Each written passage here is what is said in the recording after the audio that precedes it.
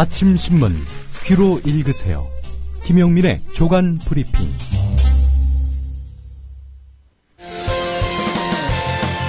학교 폭력 예방 앱 스마트 보디가드. 스마트폰 왕따 문자 등 사이버 학교 폭력이 6배 이상 늘었습니다. 학교 폭력은 언제나 욕설, 모욕, 협박과 같은 폭력 문자를 동반합니다. 그런 학교 폭력 문자만을 감지하여 부모님께 알려드립니다. 미리 알면 예방할 수 있습니다. 구글 플레이에서 학교 폭력 예방 전문 어플 스마트 보디가드를 설치하세요. 지금 설치하고 먼저 무료 이용해 보세요. 안녕하세요. 이번에 앨범을 발표한 가수 현우입니다. 정의롭고 행복한 사회를 만들고자 하는 국민TV, TV 개국을 위해 재능 기부를 하려고 합니다. 재능 기부 방법은 저의 앨범을 통한 다음과 네이버 등 포탈 또는 음악을 다운받을 수 있는 음악 전문 사이트에 온라인 다운로드 관련 모든 수익을 전액 기부하려고 합니다. 작고 미비할지 모르나 국민TV, TV 개국에 도움이 되었으면 합니다. 감사합니다. 사랑한다. 40년 감귤 농사꾼과 그 아들이 생산해 판매하는 제주 감귤. 당도 높고 쉬지 않은 제주 감귤. 택배비 포함 10kg당 23,000원으로 주문은 27제주.com 또는 휴대전화 010-4775-2111로 연락주세요. 맛이 없다면 반송비까지 판매자 부담으로 100% 환불 처리해드립니다. 검색창에 이치제주를 검색하세요. 목사들 돼지 김용민입니다. 제가 예수와 관련한 책을 냈습니다. 제목은 맨 얼굴의 예수. 못 사는 동네에서 무식하고 없이 사는 사람들과 어울리며 혁명을 꿈꿨던 청년 예수. 그 청년 예수를 기록해 보았습니다. 종교적 선입견 없이 읽어주십시오. 한국교회가 왜곡하고 분칠한 예수를 해체하고 맨 얼굴의 예수를 복원하다. 김용민이 쓴 예수 이야기 맨 얼굴의 예수. 인터넷 서점에서 만나보세요. 동력 발행. 맨 얼굴의 예수입니다. 네, 오늘 아침 신문들은 어떤 뉴스에 주목하고 있는지 김용민 PD와 함께 알아보겠습니다. 안녕하세요. 네, 안녕하십니까. 네, 오랜만에 뵙습니다. 방송에서는. 네, 매일 사무실에서는 뵙죠. 제가 이번 국민TV, TV 개국 요원, 선발 과정을 보면서 말이죠. 노종면식의 공정, 이걸 확인했습니다.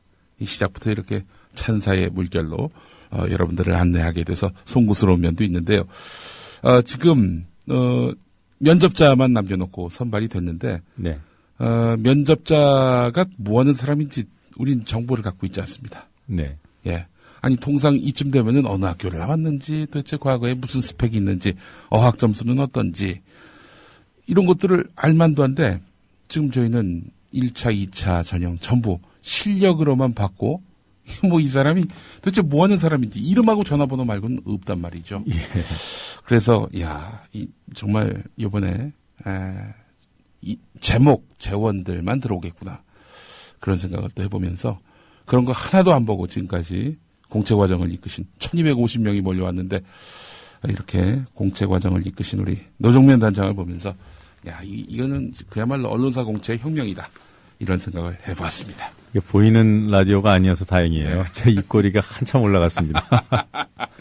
예. 자, 오늘 신문들 보겠습니다. 이제 어제 국정원 개혁 특위에다가, 자체적으로 마련한 개혁안을 보고했습니다. 그러니까 국회에다 보고한 건데, 이에 대한 그런 언론의 평가는 보수 언론마저도, 회의적입니다. 네. 자, 한국일보 사설을 중심으로 한번 어제 발표 내용을 요약해 보겠습니다. 획기적인 변화 계획을 담은 것이 아니라 논란이 일고 있는 부분에 대한 일부 미세한 수정, 보완에 그쳤다는 점에서 미봉책에 불과하다는 지적이다. 이렇게 평가하고 있습니다. 보수 언론들도 대체로 이런 시각에 거의 이 맥을 같이 하고 있습니다. 국정원은 개혁안에서 국회, 정당, 언론사에 대한 연락관, 상시 출입 폐지를 밝혔지만은 이는 상시 출입만 제한한다는 것이기에 필요하다면 언제든지 수시로 출입할 수 있다는 의미로 해석될 수 있다. 이런 지적입니다. 예. 그러니까 늘 그 언론사에 상주하는 거 이거는 안 하겠다는 건데 지금도 안 하지 않습니까? 네, 지금도 안 하죠. 예. 그런데 상시 출입만 제한한다는 거는 언제든 수시로 들어올 수 있다는 그런 말을 또 내포하고 있어서 논란이 되고 있는 것입니다. 게다가 이들은 다른 정보기관이나 민간에 대해서는 계속해서 정보 수집을 하겠다. 또 이런 뜻을 밝혔습니다. 그래서 지금 하고 있는 행태들 바꿀 생각이 없다라는 얘기죠. 모든 직원의 정치 개입 금지 서약을 제도화하고 상부의 정치 개입 명령을 거부할 수 있는 부당명령 심사 청구센터를 설치하겠다라고 했는데 이것도 말이 안 되는 것이 말이죠. 아니 정치 개입 금지 서약을 안 해서 정치 개입을 했습니까? 정치 개입 금지는 법으로 규정되어 있습니다. 근데 이걸 어기고 했단 말이죠. 서약한다고 이제 각성하고 다시는 정치 개입하지 말아야지. 이럴 거냐 이겁니다. 또 상부의 정치 개입 명령을 거부할 수 있도록 부당명령 심사 청구센터를 설치하겠다고 했는데 우리 당장 군에 가보더라도 말이죠. 상명하복, 철저한 상명하복 시스템인 군에 가서 예를 들면 부당한 행위를 당했다. 소원수리 이런 것들이 있지 않습니까? 소원수리가 제대로 되고 있습니까? 이 철저한 상명하복으로 운영되는 것은 군뿐만 아니라 국정원도 마찬가지입니다. 국정원 분위기를 감안한다면은 이거 부당명령 심사 청구센터 만들어봐야 효율성을 기대하기는 어렵다는 평가입니다. 특히 논란의 발단이 된 방어 심리전 업무 범위도 모호하다. 이런 지적을 한국일보는 하고 있는데요. 국정원은 대한민국 정체성 부정 및 반헌법적 북한 동조 등으로 국한하겠다라고 밝혔지만 이게 정권에 반대하는 사람들을 다 종북 세력으로 몰고 있는 이 기류를 보자면은 얼마든지 이거 자의적으로 심리전 대상 범위를 확대할 수 있다는 거 아니겠습니까? 네. 국정원 개혁의 요체는 결국 정치 개입 여지를 원천적으로 차단하면서 고유 업무인 대북 정보 기능을 강화하는 것인데요. 국민 대다수는 특위까지 마련된 이번 기회에 국정원의 환골탈퇴를 기대하고 있지만 국정원이 마련해온 자체 개혁안은 이와는 상당히 거리가 멀어 보인다는 겁니다. 네. 사실 이 I.O. 연락관 상시 출입제도 폐지 방침. 예. 이것을 보면요. 자체 개혁안 전반에 대한 평가가 가능할 것 같아요. 사실 이것이 국정원 개혁의 아주 극히 일부분이지만 그나마 이 부분만큼은 완전히 폐지하겠다고 국정원이 해왔거든요. 새누리당도 국정원 이거 없애겠다고 한다 이렇게 자랑 대신 홍보를 해왔고. 근데 이게 지금 아까 지적하신 대로 상시 출입을 제한한다. 그러면은 상시로는 안 해도 수시로 필요할 때마다 하겠다는 뜻 같지만 저는 여기에 더 큰 이면이 있다고 봅니다. 제가 아까 상시 출입 안 한다 그랬잖아요. 지금 현재도 안 하는 이유가 있습니다. 전화만 해도 다 돼요. 이미 협조 관계가 아주 원활하게 갖춰져 있습니다. 이거 하나 내주고 다른 개혁을 다 하는 것처럼. 아주 정말 조삼모사 같은 이런 개혁안이다. 라고 말할 수 있을 것 같습니다. 주목되는 기사가 오늘 한겨레 경향신문 1면에 실렸습니다. 1991년에 스스로 이제 목숨을 끊은 전민련 사회부장 김기설 씨. 자, 이 김기설 씨가 유서를 남겼는데 이 유서를 김기설 씨가 쓴 게 아니라 누가 대신 써줬다. 이래서 촉발된 사건이 이른바 유서 대필 사건입니다. 강기훈 씨라는 분이 그 범인으로 지목됐는데요. 김기설 씨의 유서를 대신 써준 인물로 지목받은 사람이 바로 강기훈 씨입니다. 어느덧 49이 됐네요, 이분이. 자, 그동안 이제 강기훈 씨는 내가 쓴 거 아니다. 라고 거듭 무죄를 주장해 왔는데 말이죠. 이 무죄 주장에 힘을 실어주는 필적 감정 결과가 나왔습니다. 국립과학수사연구원의 필적 감정 결과가 그러한데요. 어제 서울고등법원 형사 10부 심리로 열린 강기훈 씨의 재심 재판 뒤에 강기훈 씨의 변호를 맡았던 송상교 변호사가 이런 말을 했습니다. 국립과학수사연구원으로부터 김기설 씨의 전대엽 노트 또 낙서장 필체 그리고 김기설 씨의 평소 글씨가 상당히 유사하다 이런 내용의 회신이 도착했다는 겁니다. 그러니까 이 김기설 씨의 필적과 평소 김기설 씨가 유서에 썼던 필적과 김기설 씨가 평소에 썼던 그런 여러 글들 이 필적이 상당히 유사하다 이런 국과수의 결론이 나왔다는 겁니다. 그렇다면은 강기훈 씨가 대신 썼다라는 검찰의 이런 공소 사실, 이거는 힘을 잃게 된 것이다라고 봐도 되겠죠. 자, 강기훈 씨 지금 상당히 몸이 안 좋은 것으로 알고 있습니다. 그 당시 사건 이후로 91년 사건 이후로 뭐 취업의 기회도 상당히 막혔고요. 그런 여러 고초를 겪어왔던 인물인데 무려 22년 만에 진상이 드러나게 되는 것일까요? 예. 27의 이 사건을 당한 강기훈 씨 아닙니까? 예. 지금 어느덧 49. 예. 참. 이 청춘을 이런 조작 사건 때문에 그야말로 다 소진해버린 강기훈 씨. 건강하시기 바라겠습니다. 예. 월간 현대문학 지금 계속 논란이 되고 있는데요. 작가 이재하 씨와 정찬 씨의 장편 소설 연재를 정치적인 이유로 거부한 것 말고도 서정인 씨의 장편 연재도 같은 이유로 중단시킨 사실이 뒤늦게 알려졌습니다.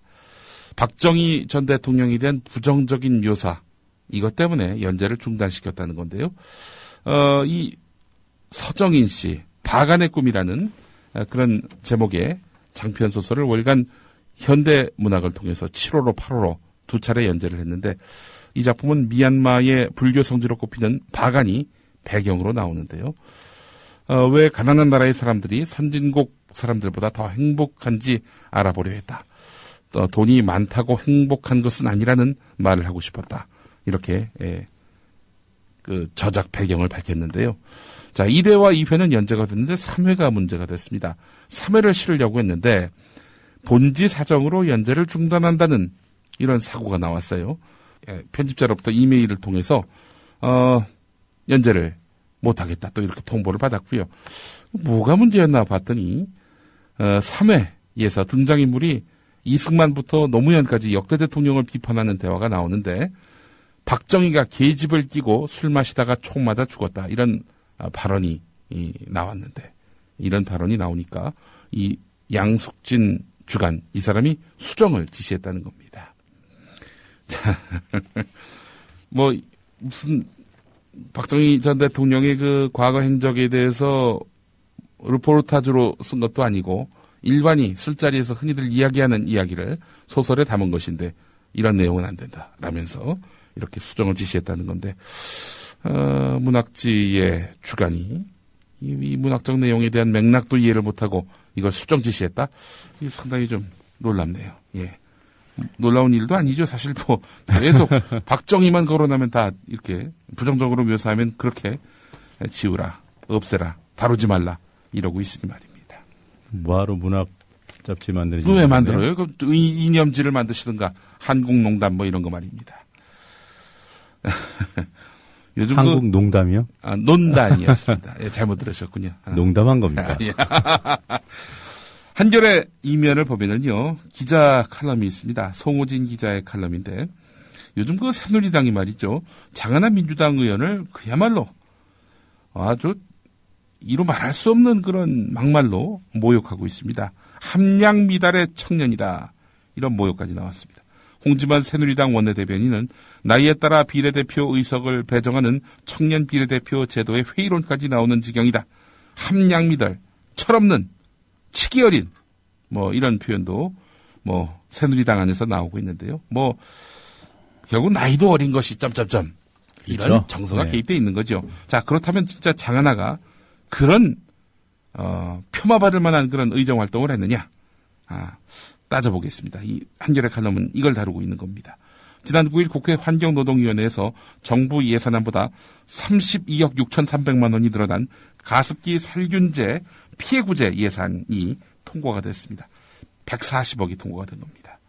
지난 4월 요양비, 장의비 등을 추가로 지원하는 법률안을 내면서 이 문제를 포기하지 않은 장하나 의원의 노력이 주요했던 겁니다.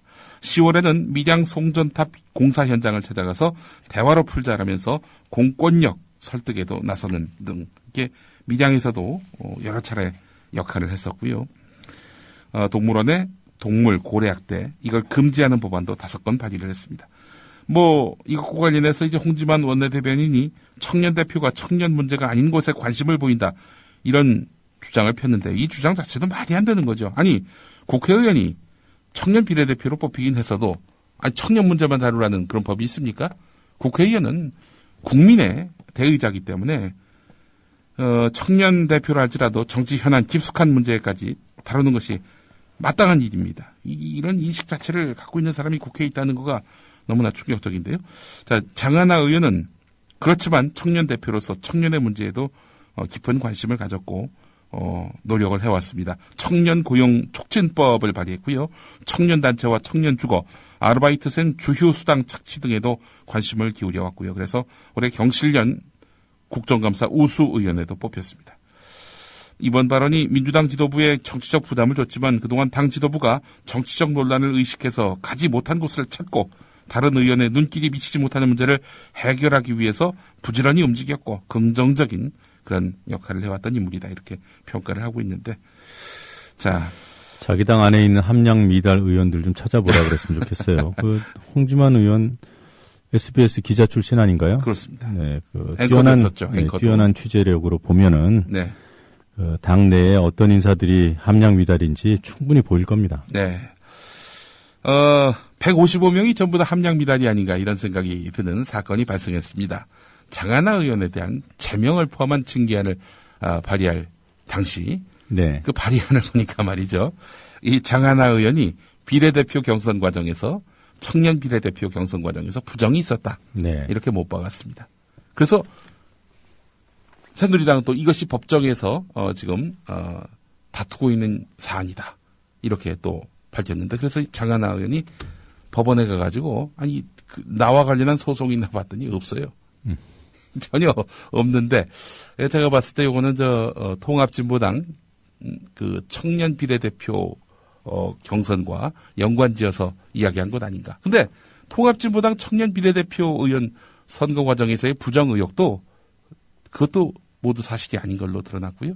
이거는 뭐 이미 조기에 논란이 수습된 사안입니다. 예, 통진당 같은 경우는 청년 비례대표가 아니고 그냥 비례대표. 예, 비례대표. 그러니까 예, 청년 비례대표와 관련해서도 네. 초기에 그 후보자 몇 명들이 문제 제기를 했지만은 네. 그것이 지금 전혀 문제가 안 되고 있는 겁니다. 그러니까 통합 진보당이나 민주당이나 청년 비례대표와 관련한 부정 시비는 없는 겁니다. 한마디로 얘기해서. 그런데 있지도 않은 사실을 갖고 이렇게 게다가 제명까지 포함한 징계안을 내면서 사실 확인도 제대로 못한 새누리당. 이 155명 전원이 이 발의안에 서명을 했거든요. 155명 전원이 함량 미달 아닙니까? 이렇게 봐야 되지 않겠나 생각이 듭니다. 네, 할 말이 없겠군요. 네. 자, 조선일보도 지금 여당의 어제 그 거리 정치를 비꼬고 있습니다. 어제 뭐 보니까 천안시 한 광장에서 민주당 양승조 장하나 의원의 발언을 규탄하는 장외 집회를 열었다고 합니다. 여자 천안이 양승조 의원의 지역구거든요. 자, 이에 대해서 조선일보 기자수첩을 보니까 새누리당의 이런 모습은 민주당 의원들의 막말 못지않게 보는 이들의 마음을 불편하게 한다. 새누리당은 지난 1년 동안 야당에다가 거리 정치를 그만두라고 몰아세웠다. 그러던 새누리당이 야당 의원의 말 때문에 거리로 나간 것이다. 집권 여당 사람들이 폭설 속에 2,000명이나 모여서 규탄해야 할 만한 일이 지금 일어난 것인지 동의할 사람이 몇이나 될까? 뭐 이런 내용입니다. 네. 답이 다 나왔네요. 예. 자, 이 정부의 2012년 기준 공공기관 평가를 오늘 한겨레가 다루고 있습니다. 6면에서 다루고 있는데, 자, 공공기관 낙제기관장이 한 18명 나왔는데 말이죠. 18명 중에 15명이 낙하산이었다고 합니다. 낙하산. 그렇다면 뭐겠습니까? 해임 건의 경고를 받은 낙제기관장. 이 사람들 18명 가운데 15명이 낙하산이다. 자, 결국에는 이런 무원측한 그 낙하산 인사가 공공기관 부실화의 주요 원인으로 꼽히고 있다. 이렇게 볼 수밖에 없는 겁니다. 자, 그런데 엊그저께 나온 이런 공공기관 개혁안, 이걸 보면은 낙하산을 금지하는 이런 내용은 또 없단 말이죠. 네. 오로지 뭐 귀족 노조가 뭐 자기 기득권을 유지하기 위해 애쓰고 있는데 고액 연봉이 어떻고 이런 것들을 뭐 쳐내겠다.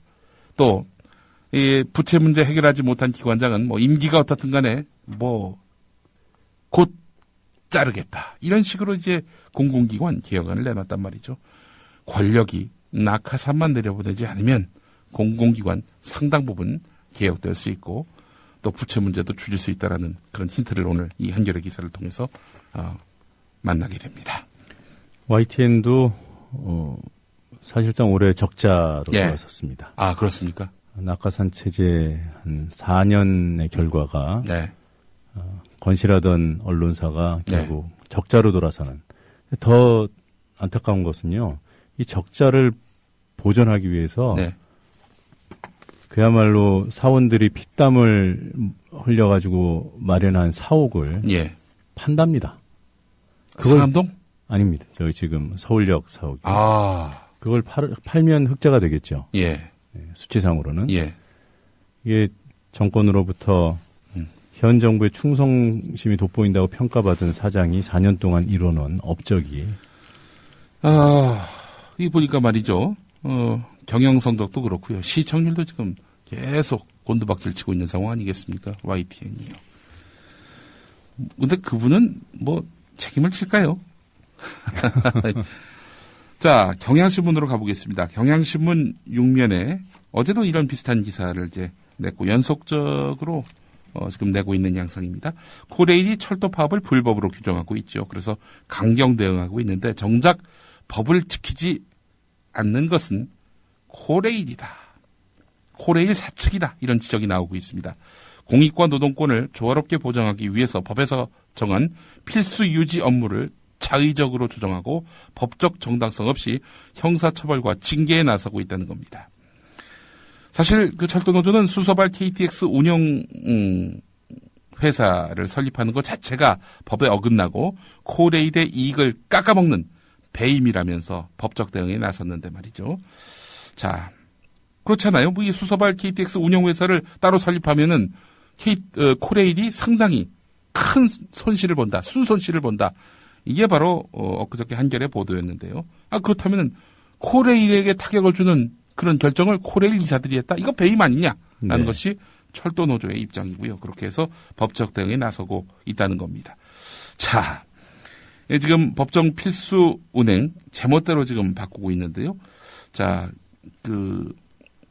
코레일은 지난 9일 파업이 시작된 이후 줄곧 코레일 운행률을 100%로 유지하고 있습니다. 반면에 이 KTX 운행률입니다. KTX 운행률을 100%로 유지하고 있고요. 반면에 서울역과 충남 신창역을 오가는 누리로 열차의 경우 출근 또 통학용 열차의 경우 지난 8월 노사 합의로 운행을 63%까지 유지하기로 했는데 말이죠.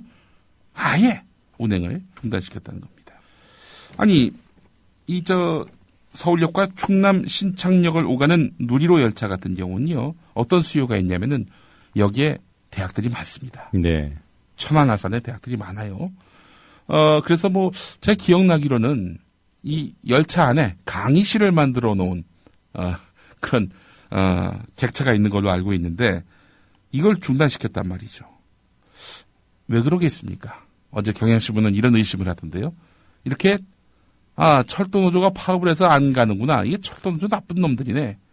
이런 인식을 심어주기 위해서 이미 약속했고 또 유지를 해야 마땅한 공익적 필요에 의해서 이 기본적인 필수 운행률을 제로로 만들었다는 거죠. 사측이. 이런 의구심을 어제 경향신문은 했습니다. 전반적으로 여객 운송과 화물 운송이 있지 않습니까? 이게 노사가 합의한 내용이에요. 이게 저 필수 유지 업무 결정문이라는 것이에요. 그 결정 협약. 파업이 되면은 여객 운송, 그러니까 일반 국민 피해가 더 클 수 있는 여객 운송은 가급적 유지하고 화물을 운송률을 낮추는 쪽으로 그렇게 결정이 돼 있거든요. 그런데 지금 코레일이 그동안 그 약속을 어기고 여객 중에서도 KTX 중심으로 운행률을 높여버리고요. 일반인들이 사용하는 뭐 통근 열차라든가 이런 것들을 확 줄이고 그리고 또 화물 열차의 그 운송률을 높여버려요. 뭐 단에서 대체 인력들을 빼서 거기다 넣는 거죠. 그러면 일반 여객 쪽에 지금 지적하신 대로 운행률이 떨어지고 불만이 나오고 그 불만이 약속을 안 지킨 코레일로 가는 것이 아니라 노조 쪽으로 쏟아집니다. 그렇죠. 네, 어제 제가 전철을 탔는데 예. 어제 고장이 있지 않았습니까? 그래서 수도권 전철이 매우 좀 어렵게 운행이 됐어요. 객차 내에 있는 좀 나이 드신 어르신들이 뭐 빨갱이 소리를 입에 그냥 달고 계시더군요. 예. 철도 노조 다 잘라버려야 된다고. 북으로 다 보내버려야 된다고. 네, 북으로 보내버린다. 철도 어떻게 하려고. 이런 부정적인 여론을 부추기려고 이런 꼼수를 쓰는 게 아닌가 의심스러워요. 예. 자, 어제 의성에서도 사고가 있었습니다. 경북 의성군 의성읍 비봉리 중앙선 비봉역 전방 1km 지점에서 화물 열차가 탈선해서 중앙선 안동에서 영천 구간이 한동안 폐쇄됐습니다. 사고 열차를 운전한 기관사는 파업 대체 인력이 아닌 필수 지정 인력이기 때문에 파업과는 상관이 없다 이렇게 밝혔는데요. 철도 노조의 시각은 다릅니다. 파업으로 검수 인력이 부족해서 바퀴 점검을 제대로 하지 않았을 가능성이 크다는 겁니다. 전국열차 검수 출근 대상자 가운데 54.2%가 파업에 참여를 했는데 마지막 열차 점검소에서 쇠바퀴의 이상 여부 등을 확인하는 출발 점검을 소홀히 했을 가능성이 크다는 겁니다. 대체 인력을 투입하는 등 무리한 열차 운행을 해서 우려됐던 사고가 일어난 것이다 이렇게 지적을 했는데 이 철도 노조가 지금 왜 파업을 하고 있습니까? 철도 민영화를 반대하는 것이고요. 철도 민영화는 또 왜 반대합니까? 철도 민영화가 되면은 철도 시설 관리 또 사고 방지를 위한 이런 설비 인력들 이 인력들이 2원화, 3원화 될 가능성이 있다는 거죠. 그렇게 되면은 정비는 불량해질 것이 분명해 보이고 그러면은 이런 사고들이 계속 빈발할 수 있다는 겁니다. 이걸 막기 위해 철도 노조가 지금 파업하고 있다라고 봐도 무리는 아닌데 말이죠. 자, 뭡니까? 이 철도 어제, 의성에서 발생한 화물열차 탈선 사고는 철도 민영화 이후의 상황을 우리가 미리 예견해 보는 듯 합니다. 대구 지역에서 날라온 소식이 또 있습니다. 경향신문이 확인한 바에 따르면 최근 대구시 국공립 일반계 고등학교 운영위원연합회 협의회장이 관내 전체 고등학교의 학교장과 학교 운영위원장들에게 역사 교과서 심의 관련 참고자료 송부 및 협조라는 공문을 발송했는데요. 이 공문의 내용은 이렇습니다. 역사 교과서를 둘러싼 논쟁이 도가 지나쳐서 학부모들을 혼란스럽게 하고 이 교육부의 수정 권고 명령을 거부한 저자들이 쓴 역사 교과서에 대해서 납득할 수가 없다 이렇게 적고 있습니다. 사실상 노골적으로 교학사 교과서 채택을 주문한 것입니다. 공문은 또 이러한 점을 충분히 참고해 역사 교과서 심의에 반영해달라면서 10개 페이지 분량의 첨부 자료를 함께 보냈습니다. 대구 지역에서 교학사 고등학교 교과서 한국사 교과서 채택을 위해서 일선 학교에 외압을 행사하고 있는 움직임이 확인됐다는 것이 경향신문의 평가입니다. 자, 교학사를 제외한 7개 종류의 교과서는 비교육적이고 좌편향으로 왜곡됐다 이런 주장을 펼치고 있는데 말이죠. 교학사 걸로 하라 이런 얘기죠. 예. 오늘 경향신문 10면에 이런 기사가 있습니다. 자, 여의도 순복음교회의 핵심 장로 출신인 분들이 지난달 14일에 기자회견을 갖고 조용기 목사의 금전 또 불륜 의혹들을 제기했었죠. 한 달이 지났습니다. 오늘 국민일보가 종교면 2개면을 털어서 이 장로들의 기자회견 내용 대부분이 거짓으로 확인됐다. 이렇게 보도를 했습니다. 교회 중간조사 및 자신들이 취재한 결과 그렇다. 이런 얘기인데요. 자, 근데 기사가 좀 이상합니다. 복수의 여의도 순복음교회 관계자에 따르면 이렇게 돼 있고요. 기사 바이라인을 보니까 기자 이름을 쓰는 바이라인을 보니까 특별 취재팀 이렇게 나와 있습니다. 예. 이것만 보더라도 이게 과연 정상적인 기사인가 의구심을 갖지 않을 수 없고요. 지금 또 진상조사가 진행 중인 상태입니다. 이 자료들을 입수했단 말이죠. 근데 그 진상조사위원회 안에는 여의도 순복음교회 조용기 목사를 따르는 그런 장로들도 일부 포함되어 있는 것으로 알려져 있습니다. 자, 그래서 이제 여러 가지 그 해석들이 나오고 있는데 결국 조영기 목사 측에서 자신의 아들이 회장으로 있는 이 신문을 통해 이런 자신과 관련한 의혹, 이걸 진상조사하고 있는 여의도 순복음교회에 일종의 가이드라인을 제시한 것 아니냐 하는 의구심을 자아내고 있고요. 아울러 또 하나 변수가 있습니다. 다음 주에요. MBC PD 수첩에서 이 문제를 다룹니다. 네. 이 문제를 다루는 와중이고요. 오늘 한국기독교총연합회 측에서 MBC를 상대로 항의 방문을 할 것으로 또 알려져 있는 상황입니다. 자, 이 PD 수첩을 앞두고 그 의혹을 제기한 장로들의 발언은 다 거짓말이다. 이런 식으로 대부분 거짓말이다. 이런 식으로 국민일보가 치고 나온 것은 여러 가지 맥락상 그리 정상적인 기사의 유형으로 보기는 어려운 것 같다. 이런 평가가 가능할 것 같습니다. 예. 자, 오늘 너무 시간이 많이 지났네요. 여기까지 될 것 같습니다. 예. 오랜만에 만나서 조간 브리핑 들으니까 귀가 뻥 뚫리는 느낌입니다. 예. 수고하셨습니다. 예, 감사합니다. 국민TV가 충청도 대전으로 달려가요.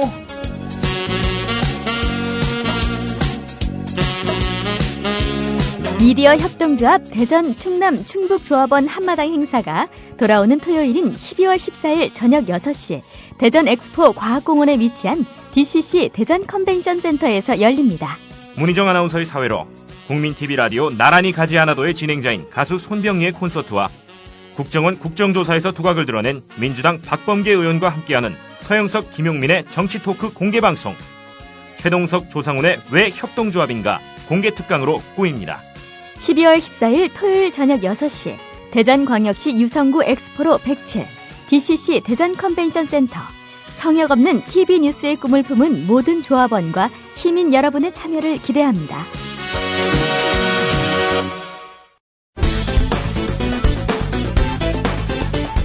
그제 국회 기자회견장. 새누리당의 김도읍 의원입니다. 방금 의사과에 김도읍 의원 대표 발의로 새누리당 전체 의원 명의로 민주당 양성조 의원과 장하나 의원에 대한 제명을 포함한 징계 요구안을 제출했습니다.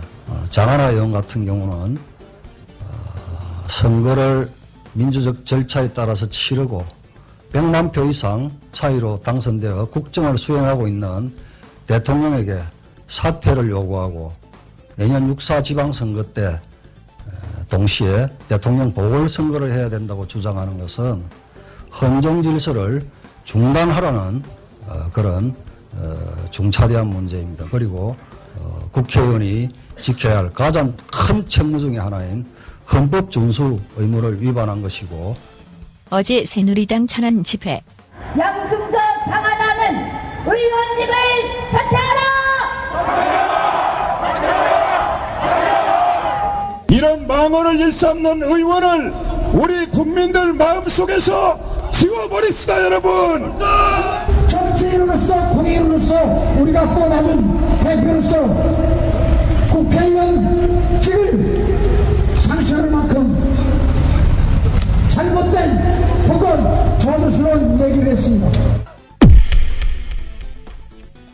이에 대한 그제 장하나 의원의 반박. 민주당 국회의원 장하나입니다. 새누리당이 제출한 징계안, 저에 대한 징계안, 징계사유 마번에 보면 특히 장하나 의원은 스스로 민주당 비례대표 선출 과정에서 부정선거의 명백한 수혜자로 지목되어 법원에 효력정지 가처분 신청이 되어 있음이라고 적시하였습니다. 저는 저에 대해서 이러한 효력정지 가처분 신청이 있는지도 새누리당의 이 징계한 내용을 보고서야 알았습니다. 그리고 오늘 그래서 저도 몰랐던 그런 민주통합당에 대한 청년 비례대표 선출 과정에 대한 효력정지 가처분 신청, 이 건 제가 법원 가서 어제 봤더니 이미 신청 이유 없음으로 기각된 건이라는 게 나왔고. 장하나 의원 어제 예정에 없던 기자회견 또 자청. 아까 기자회견 끝나고 나가는 길에 국회 의원과로부터 연락을 받아서 저에 대한 징계안이 새누리당에 저에 대한 국회의원 그 징계안이 철회됐다는 얘기를 좀 드릴 거니까 철회하기 위해서도 155명 국회의원의 그 국회의원 직인이 다 찍혀야 됩니다. 다시 한번 다 오늘 그렇게 도장을 다 받아서 철회를 했습니다. 물론 이런 국회의원 제명안이라는 엄청난 내용을 생산하면서 사실 그 고려를 제대로 못해서 실수했다는 것도 용납할 수 없는 일이고요. 집권 여당에게는 참 수치스러운 일일 거라 봅니다.